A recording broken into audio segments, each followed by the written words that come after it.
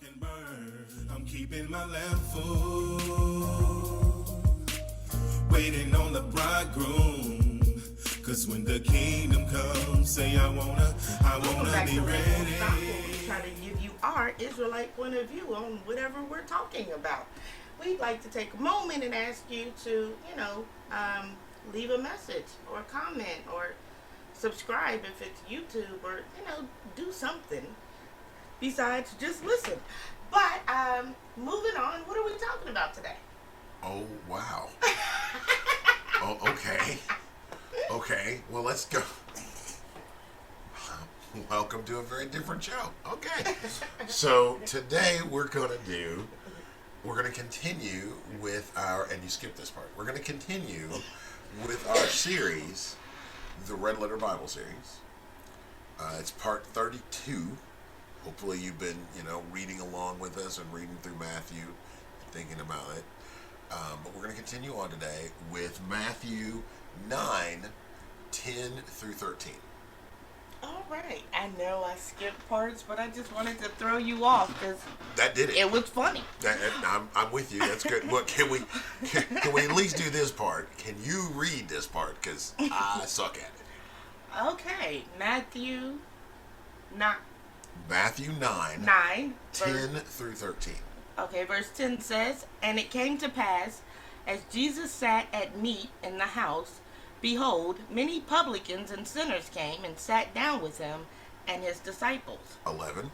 And when the Pharisees saw it, they said unto his disciples, Why eateth your master with publicans and sinners? 12. But when Jesus heard that, he said unto them, They that be whole need not a physician, but they that are sick. And 13. But go ye and learn what that meaneth. I will have mercy and not sacrifice. For I am not come to call the righteous, but the sinners to repentance." Okay. So,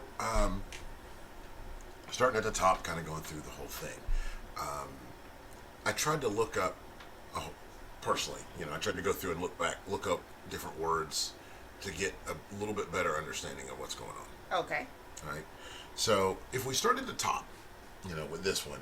So, he sat at meat. He's eating. Right. Right.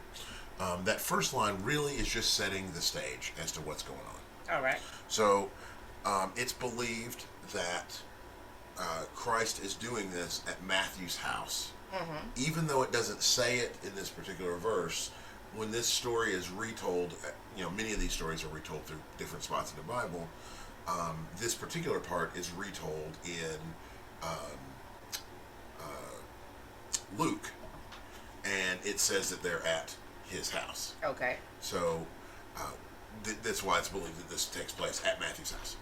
All right. All right. So then the next part of it is it talks about two different groups of people are there, but there's actually four different groups of people if you think about it. Okay.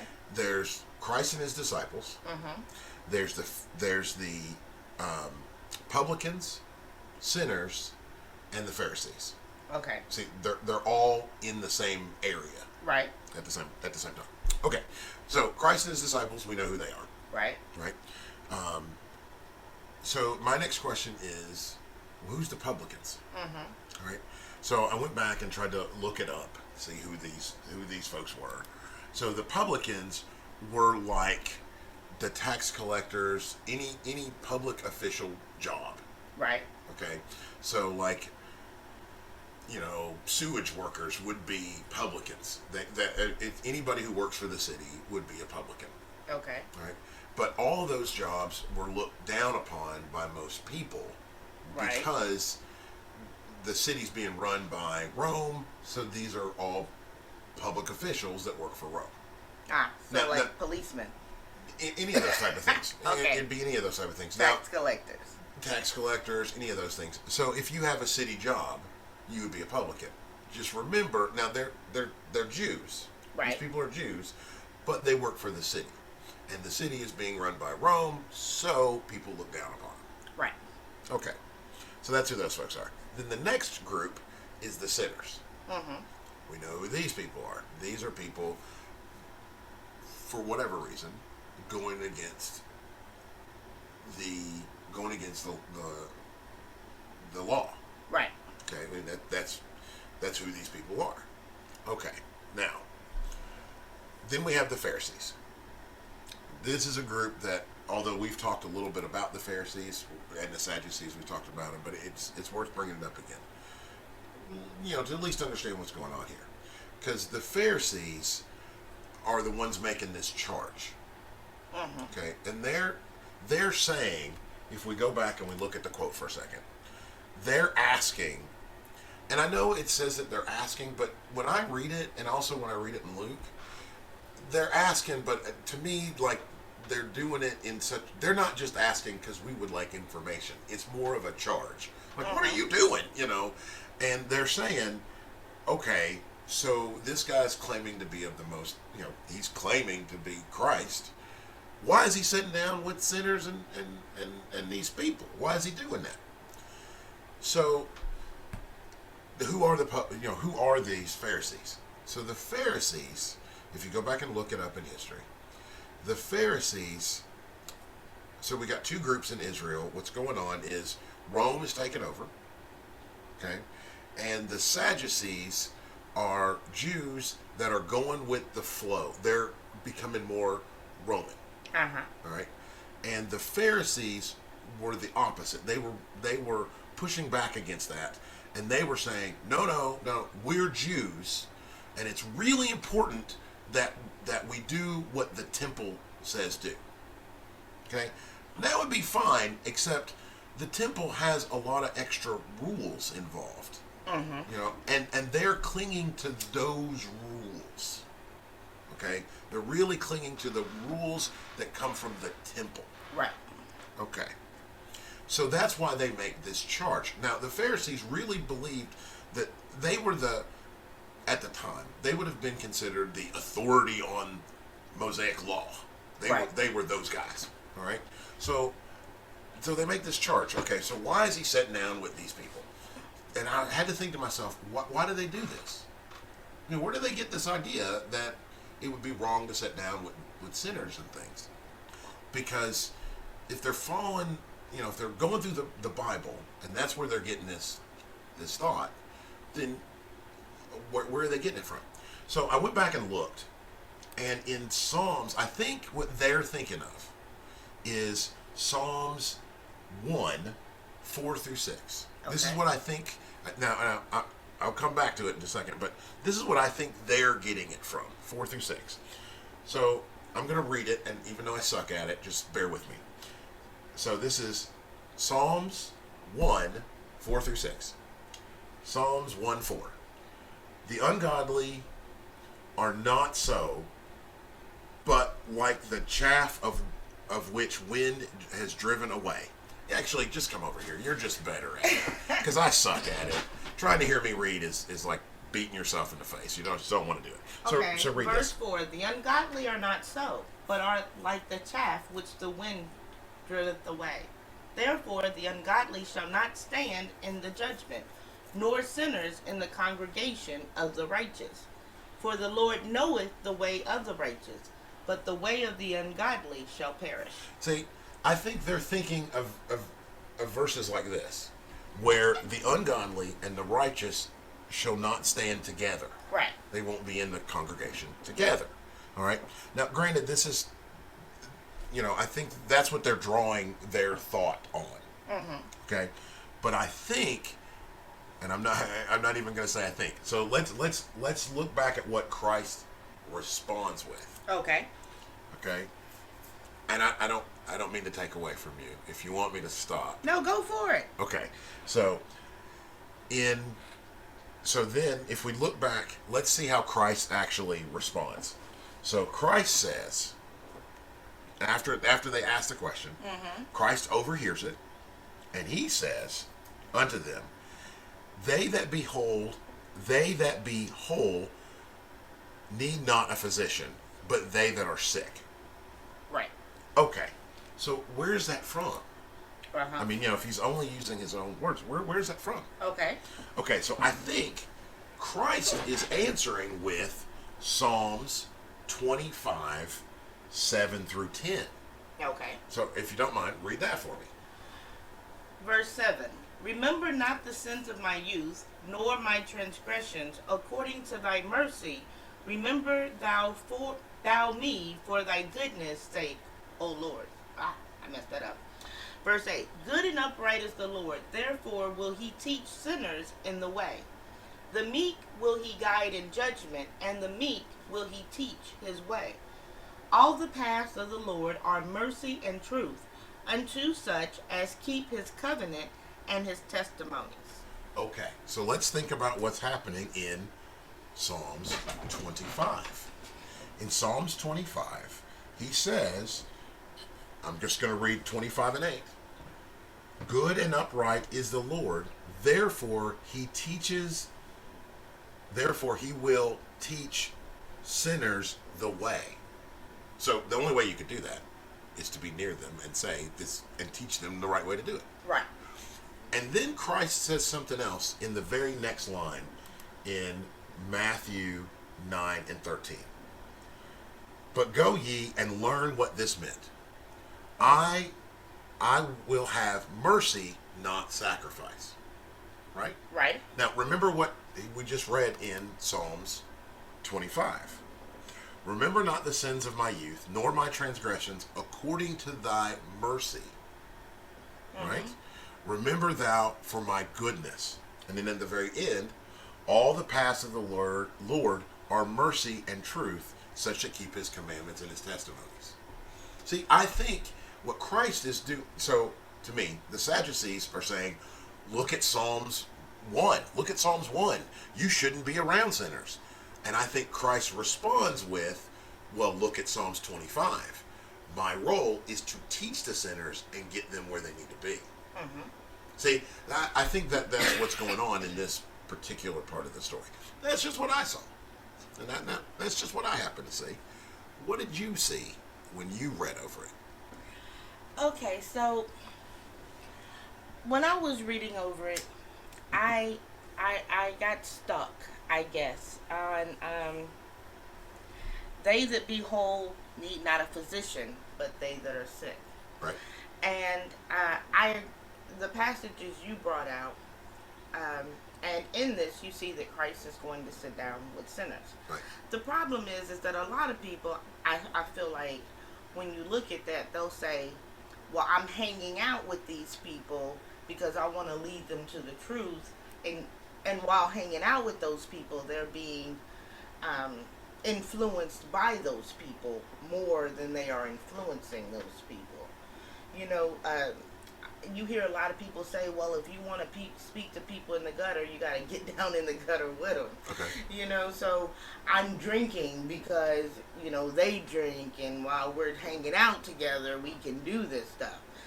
But that's not the way Christ acted. He did not dirty himself so that people would listen to him. He kept himself, of course, always following the law and in righteousness. Right. But when I read this, it said, "But go ye and learn what that meaneth," right? Right. That he came for the sick. So that led me to Jeremiah 8 and 20. It led me to Jeremiah 8 and 22. Okay. Right? And I'm gonna read this, but you know, I don't like it when people read parts of things. So I want to say in advance that you need to go back at least to Jeremiah chapter 7 and start reading so you get a better context of what's going on, and not just take my take on it. But and I went to 10 instead of 8 1 second. I was like, that doesn't even make sense. Okay. All right, so I'm going to go back to Jeremiah chapter 8, Right. verse 19. I'm going to start there, and I'm going to read all the way to the end of chapter 9. So Okay. it's going to be a bit. It says,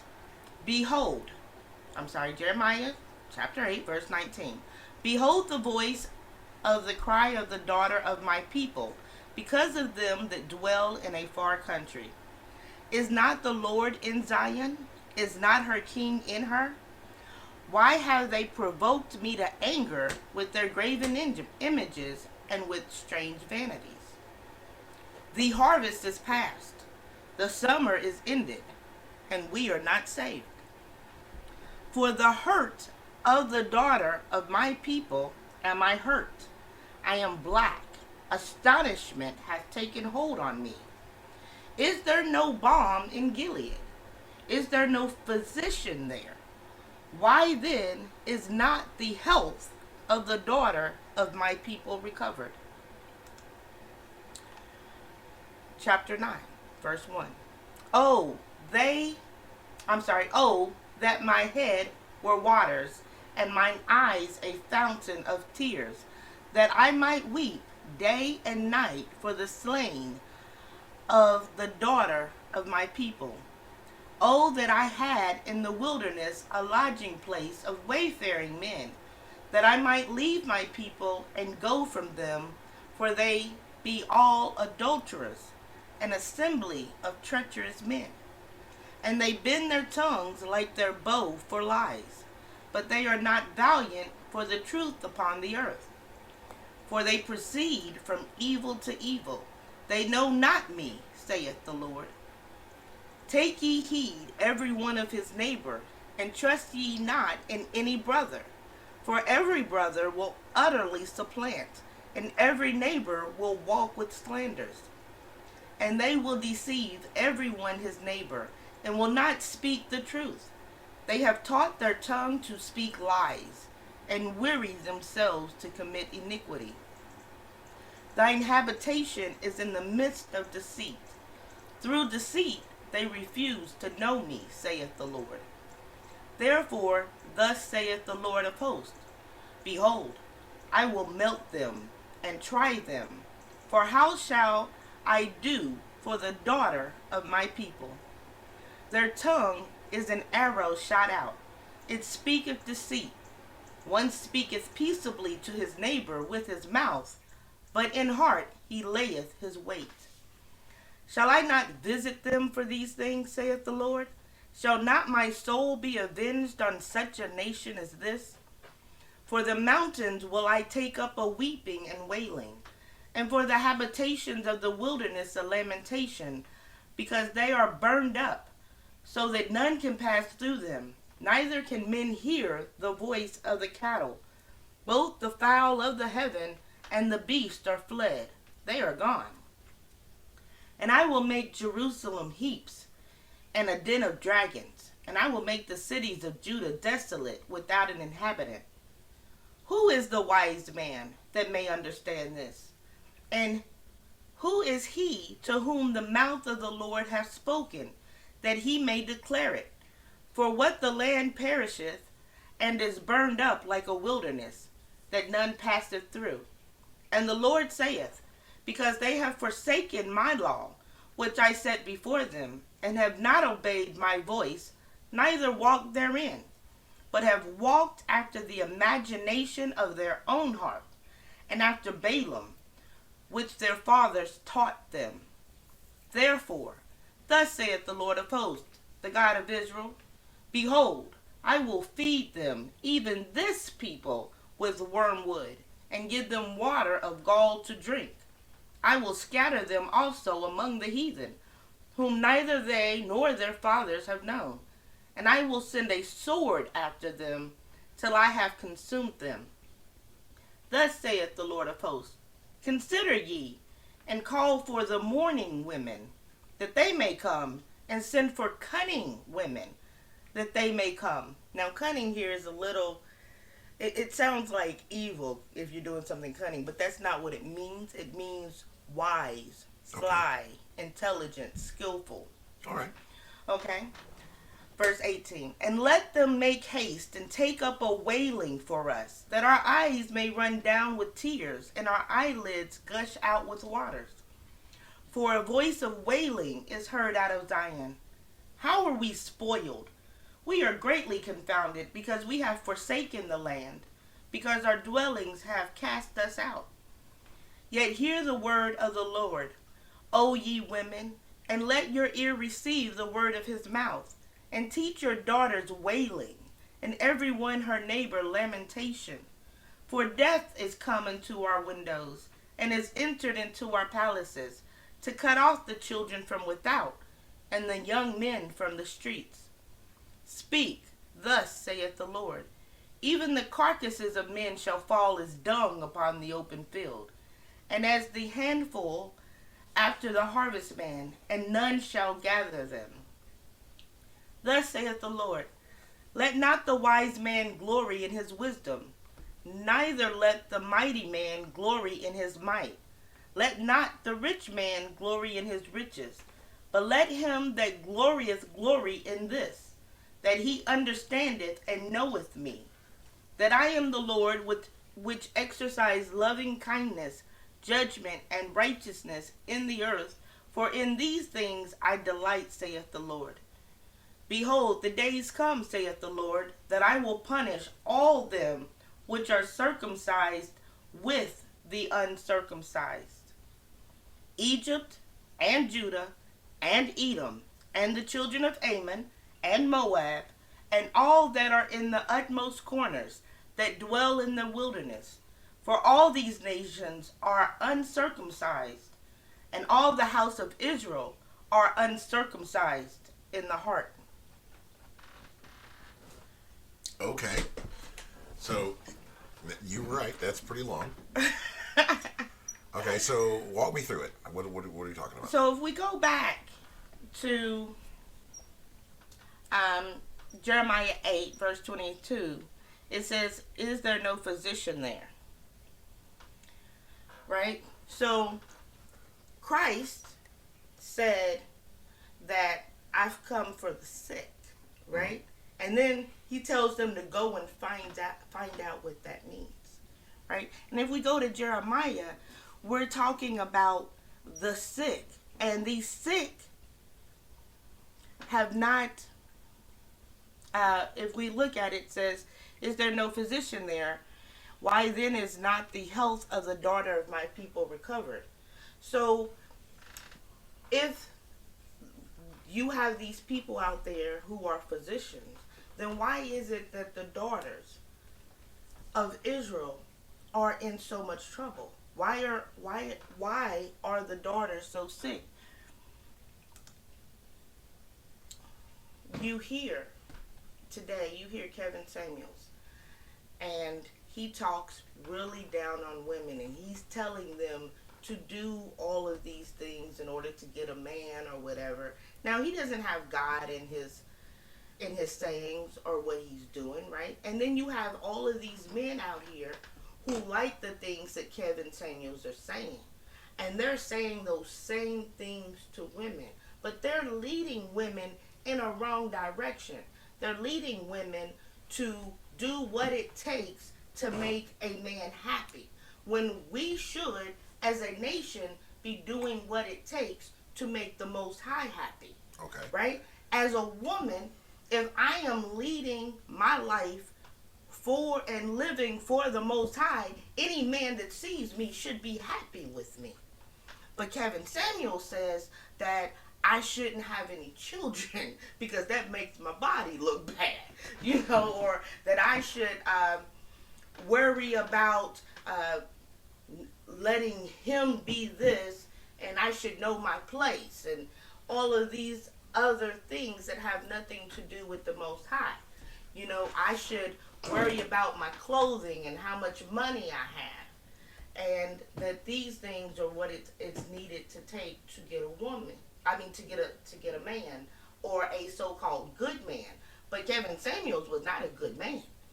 He wasn't married. He was dating someone from another nation, which goes against the Israelite belief. And yet you have all of these Israelite leaders who were talking about how great Kevin Samuel was because he said some things that may have been true. And at the same time, you have a lot of these Israelite leaders who were putting down women and telling them to be something other than a daughter of Zion, right? I don't want you to tell me that I'm doing wrong, or to be a part of making decisions, or I'm not going to come to you for your advice. What you need to do is be quiet, because I'm the man, and you need to just follow whatever I say. But that's not what God says, right? So the men have made the women sick, because the women, they go out and they get the weave and the blonde hair, because the men say this is what we like. The women go out and they put on those really tight skirts and those spandex clothing, because the men say this is what we like. And then the men come out and they talk bad about them, and they put them down because they're doing what the men said they like. And then they call them all types of names. And so they are in a situation where they feel damned if they do, damned if they don't, right? So then you have some women who say, well, men are this, men are that. Forget men. I don't care about men. I'm going to do my own thing. And they're talked about as well, right? But the sickness came from the men, and the men keep telling me they are the doctor. They keep telling me they are the physician, but they're the ones making our women sick. And so I look at these men, especially these men in high places, who are doing this. And you know, if Bob walking down the street says it, I don't care. He's misled. He's still learning. He's growing. He will get better. Hopefully, you know. But when you look at the GOCC, who was giving this big hoorah to his brother Kevin Samuels, really? Kevin Samuels was not an Israelite. He didn't follow the law, statutes, and commandments. He didn't give a damn about the Most High. But he's now your brother. Or the IUIC, Nathaniel, who comes out talking about, oh, his poor brother Kevin Samuels has passed on, blah, blah, blah. And yeah, he said some harsh things, but he's right up there with him. These leaders are coming out saying this, and our people are so fucking sick that they keep listening to these people. So we come to this, and if you read it, it tells you that these men are full of deceit. And then you have these men coming around saying, well, look at what I've done. Oh, look at my works. Well, I'm seeing your works. And your works are filthy and disgusting. That's the works. Have you done some good things? Hell yeah, but everybody in this world has done some good things. Have you been persecuted for the Most High? Sure you have. So is David Koresh. Should I follow and listen to the things he said? Don't come to me with your works when your works are nasty. Don't come to me with your works when you are separating God's people. Now, if we go to Genesis, because I like to, go to another Bible verse every now and then, and we look at Genesis 18, Genesis chapter 2, verse 18. And the Lord God said, it is not good that the man should be alone. I will make him a helpmeet for him.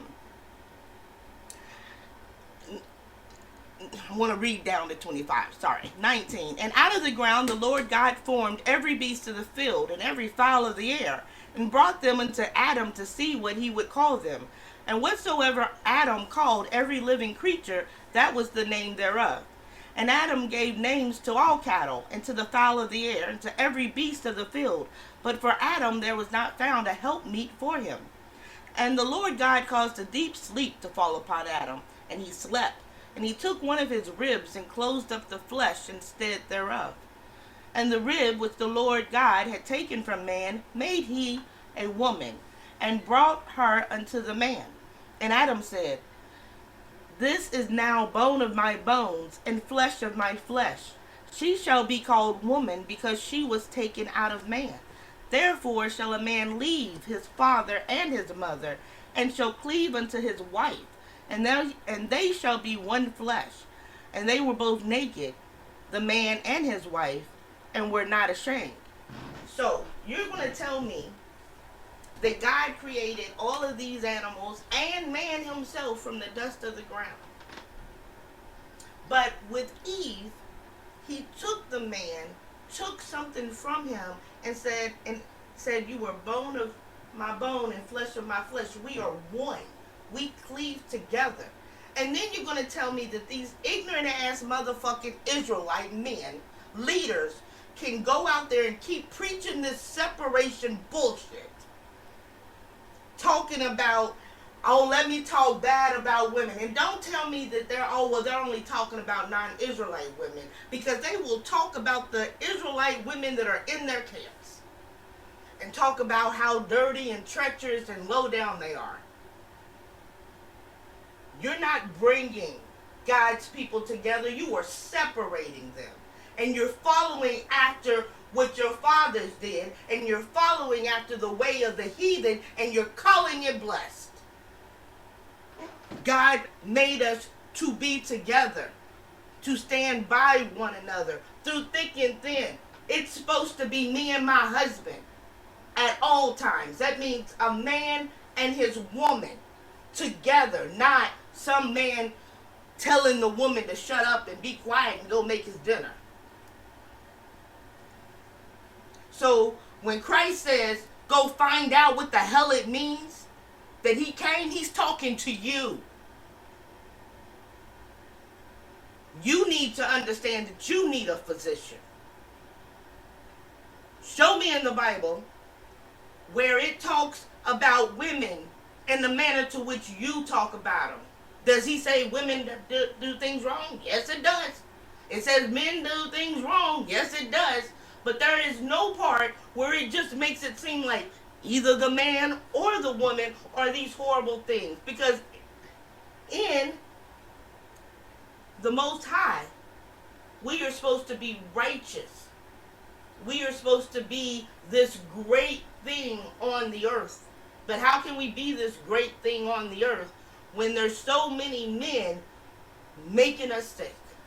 It tells the women to the daughters to wail and to seek women of cunning because of the sickness that is going on throughout Israel. And then at the end, it tells you that just because you're part of Israel don't mean you're going to be saved, because he puts all of these nations together and says they're going to be consumed. I think Kevin Samuels was a horrible thing walking on the earth, but I don't really care about Kevin Samuels. Evil people are evil. What I care about is when evil people are sitting around pretending to be good. When these so-called good leaders that are always telling you to follow them are going around being just as evil but more cunning than Kevin Samuels. We sound like a lot of fucking Christians in the Israelite community. You see a pastor in a Christian church, he does something wrong, and the church just gather around him and talk about, oh, my pastor this, and oh, my pastor that, and we just gotta forgive him. And now you see these Israelites, it don't matter what they leaders say. They just cuddle around him and say, oh, my pastor, my leader. And it tells you that all of these men are going off. All of these men are deceitful.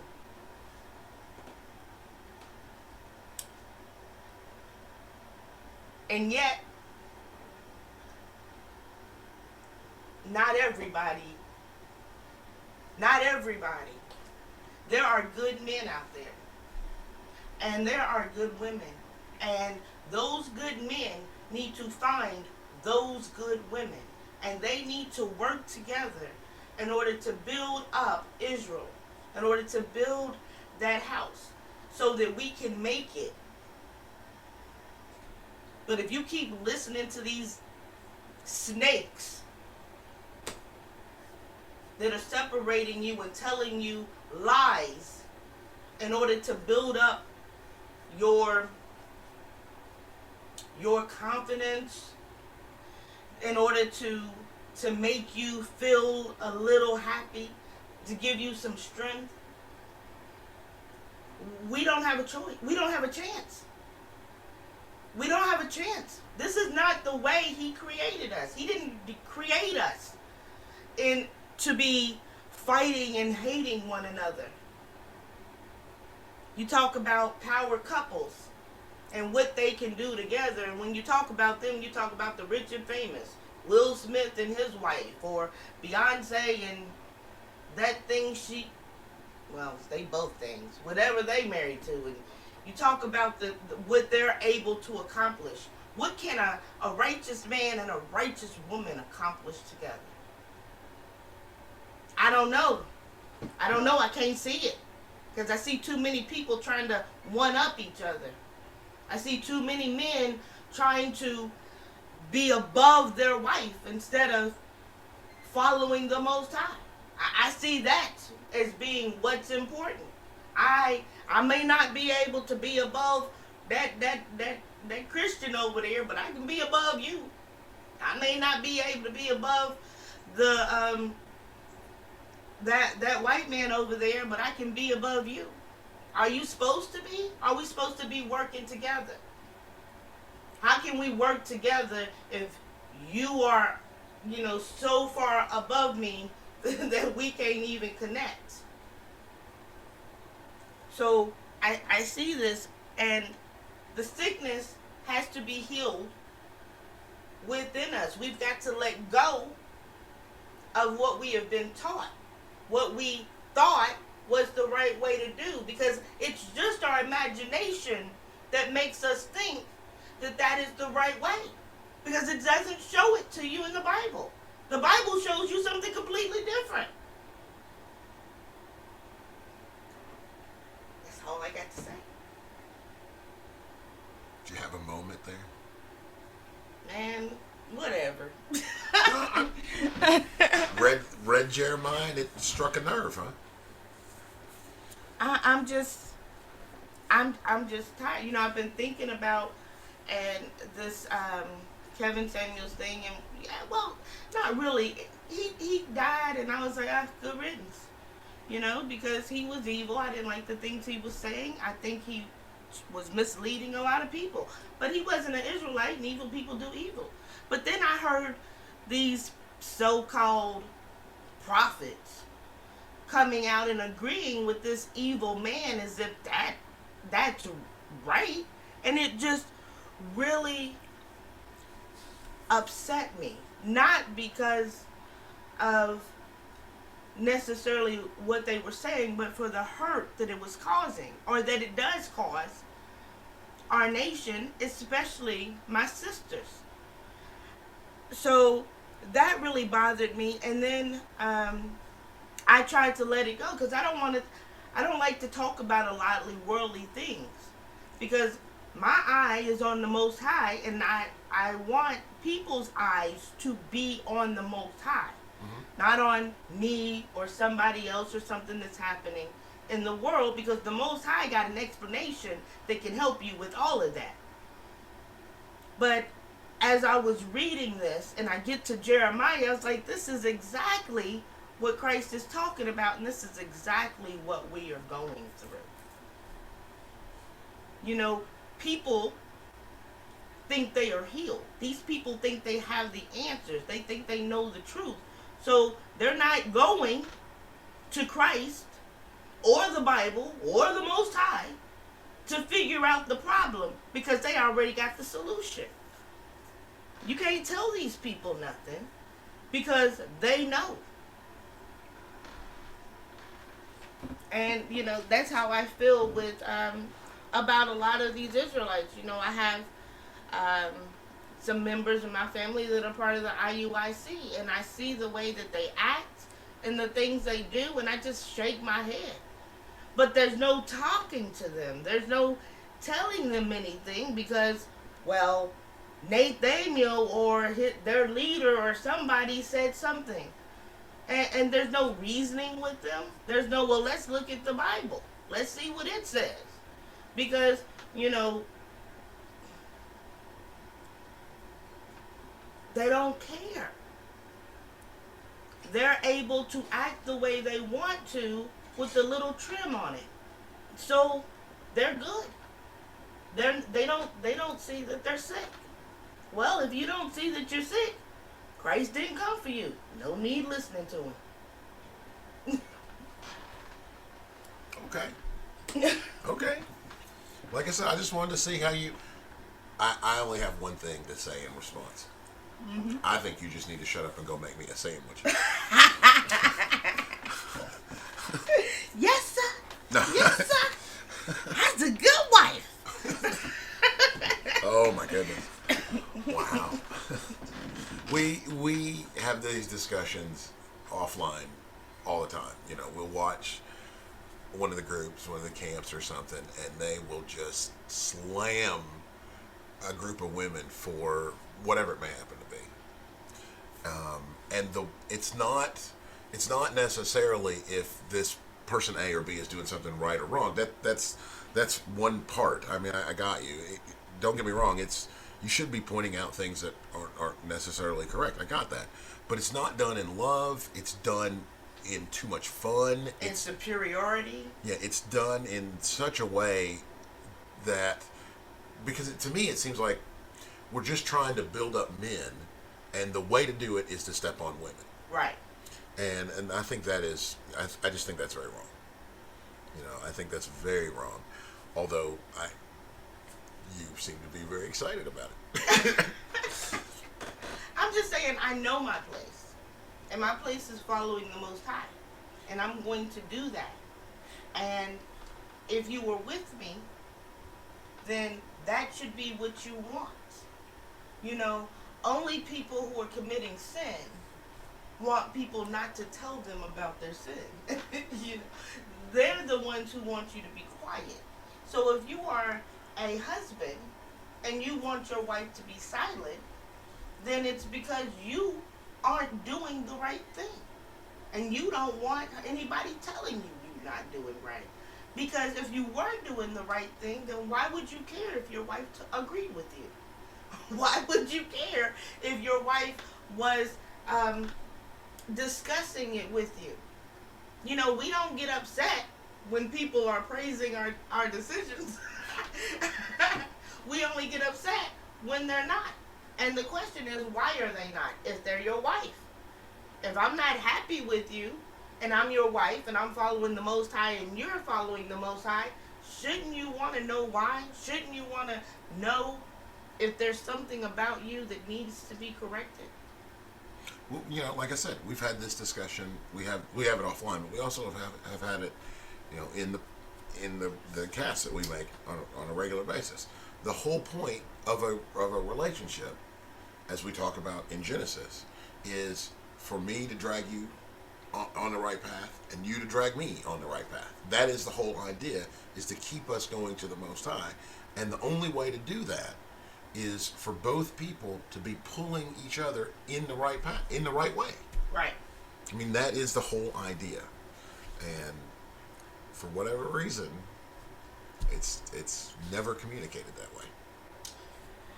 So, anyway, that is our take on Matthew chapter 9 verses, what verses was it? 10 through 13. If you disagree, please give us a video or write a comment. Let us know. Oh, this will be hot. We'll get some stuff on. No, they never say anything. People say stuff. It's just in different places they say stuff. Well, guys, listen. Thank you all so very much for taking just a little bit of time and listen to us complain. No, I actually listened to us go through Matthew 9. Hopefully you guys have enjoyed the series, what little feedback we had in different places people do. Thank you all so very much for taking the time. And hopefully this has inspired you to take a look in your Bibles and see what you get as you read through different verses, see how they connect to your life, and see how they connect to your everyday experiences. Once again, thank you all so very much for taking the time out. Do you have anything else? Kwame Asharola. Bye. But the groom is coming home. When she cries, do we care? Or even try to repair what hurts her? Or do we just go about